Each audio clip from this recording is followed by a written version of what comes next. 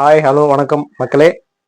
இன்னைக்கு வந்து சண்டே ஸ்பெஷலா நானே வந்து சிக்கன் 65 பண்ணலாம்னு சொல்லிட்டு சிக்கன்லாம் வாங்கி ரெடி பண்ணி வச்சிருக்கேன். வாங்க பார்க்கலாம். இதுக்கு வந்து தேவையான பொருள் பார்த்தீங்கன்னா, ஒரு அரை லெமன். இது வந்து சாத்துக்குடி மாதிரி இருக்கு. அதில் கொஞ்சமாக புழிஞ்சுக்கிட்டா போதும். இது வந்து 65 பவுடரு, உப்பு, இஞ்சி பூண்டு பேஸ்ட்டு, கார்ன்ஃப்ளவர் மாவு. அதை பார்ப்போம். ஃபர்ஸ்ட் இந்த எலுமிச்சை பழத்தை அப்படியே லைட்டாக அப்படி புழிஞ்சு விட்டுக்கோங்க. புழிஞ்சு விட்டுட்டு கொஞ்சம் கிறுக்கல் முறுக்கலாக தான் ஆகும், அதெல்லாம் கண்டுக்காதீங்க. அப்படியே மொத்தமாக எடுத்து போட்டு ஒரு டிப் பண்ணிட்டு, தேவைப்பட்டுச்சுன்னா ஆயில் ஊற்றிக்கோங்க. ஆயில் நல்லா இருக்கும். ஆயில் ஊற்றி பண்ணி லைட்டாக ஊற்றணும். ஆயில் எதுக்காக பார்த்தீங்கன்னா, இந்த இதெல்லாம் போய் இந்த மசாலா நம்ம மிக்ஸ் பண்ணுறோம்ல, அதெல்லாம் போய் நல்லா ஒட்டிக்கும் அதில், சிக்கனில். அடுத்து மெயினான ஐட்டம் வந்து தயிர்.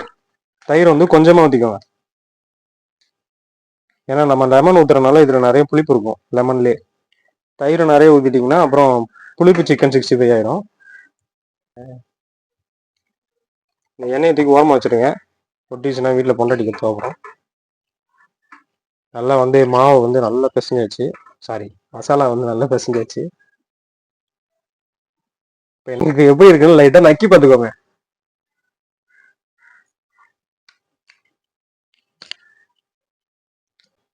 எடுத்து வச்ச சிக்கனை ஃபர்ஸ்ட் எடுக்கணும். சிக்கனை எடுத்துட்டு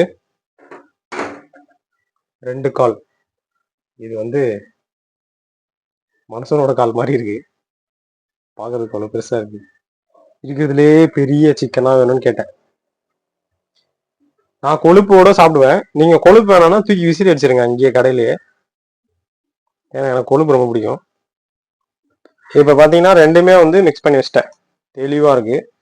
இது வந்து ஒரு 20 மினிட்ஸ் அப்படியே விட்டுருங்களேன். விட்டுட்டிங்கன்னா நல்லா மசாலாலாம் உள்ளே இறங்கிடும். இறங்கிடுச்சுன்னா அப்படியே கிறிஸ்பியாக இருக்கும். இப்போ இந்த மசாலா எடுத்து வச்சாச்சு. கிறிஸ்பி பொடின்னு சொல்லி ஒன்று இருக்கு, கிறிஸ்பி ஃப்ரை, சிக்கன் ஃப்ரை. அது எப்படி யூஸ் பண்ணோம்னா, அது உங்களுக்கு தேவைப்பட்டா யூஸ் பண்ணுங்க. நான் ரெக்கமெண்ட்லாம் பண்ண மாட்டேன். ஆனால் கொஞ்சம் ஒரு கிறிஸ்பியாக இருக்கும், மொறுமொறுன்னு இருக்கும்.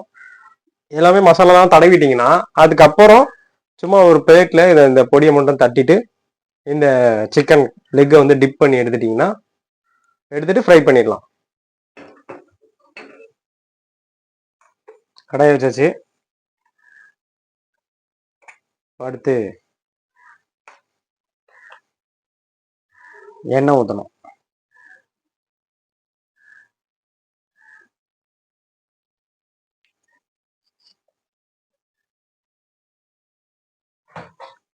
எண்ணெய் ஊற்றியாச்சு.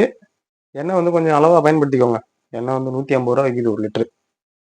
அதனால் என் பொண்டாட்டிக்கிட்ட திட்டு வாங்க முடியாது.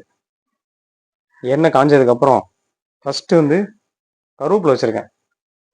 அந்த கருவேப்பிலையை போட்டு அது பொரிச்சு எடுத்துடணும். எடுத்துட்டோன்னா, நீங்கள் கேட்குற கேள்வி எனக்கு புரியுது. ஏன்டா கருவேப்பிலையை போடுற, சிக்கனை போடுற அப்படின்னு கேட்குறீங்க. அதாவது இதை போட்டு எடுத்தோன்னா சிக்கனில் இருக்க அந்த கொழுப்பு வந்து ஒட்டாதான் அப்படின்னு வந்து சொல்லியிருக்காங்க. அதை நான் ட்ரை பண்ணி பார்க்க போகிறேன். வாங்க, இப்போ இந்த கருவேப்பிலையை போடுங்க ஃபஸ்ட்டு.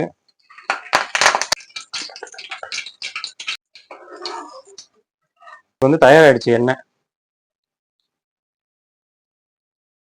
ஊற வச்ச சிக்கன் போட்டுட்டு ஓடி வந்துடணும் தள்ளி.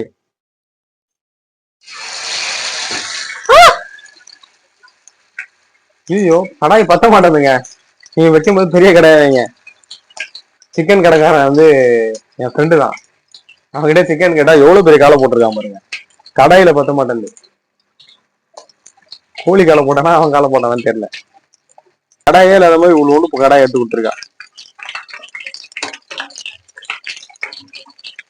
நேரத்தை சொல்றது ரொம்ப வெடிக்குதுங்க. என்ன பண்றதுன்னு தெரியல. சிக்கனும் நல்லா வெந்துருச்சு. எண்ணெயிலலாம் பண்ணும்போது கொஞ்சம் கேர்ஃபுல்லாக பண்ணணுங்க. இந்த மாதிரி எடுக்கும்போது டொப்புன்னு விழுந்துருக்கு எனக்கு. லைட்டாக எலுமிச்சம்பழம் அவ்வளோதான். புழிஞ்சு விட்டுட்டு லெக் பீஸ் எப்படி இருக்குன்னு சாப்பிட்டு சொல்கிறேன்.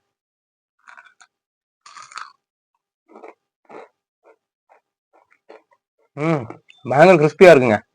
நீங்கள் ட்ரை பண்ணி பாருங்கள். மறக்காம வீடியோக்கு லைக் பண்ணுங்கள், ஷேர் பண்ணுங்கள், கமெண்ட் பண்ணுங்கள், சப்ஸ்கிரைப் பண்ணிடுங்க.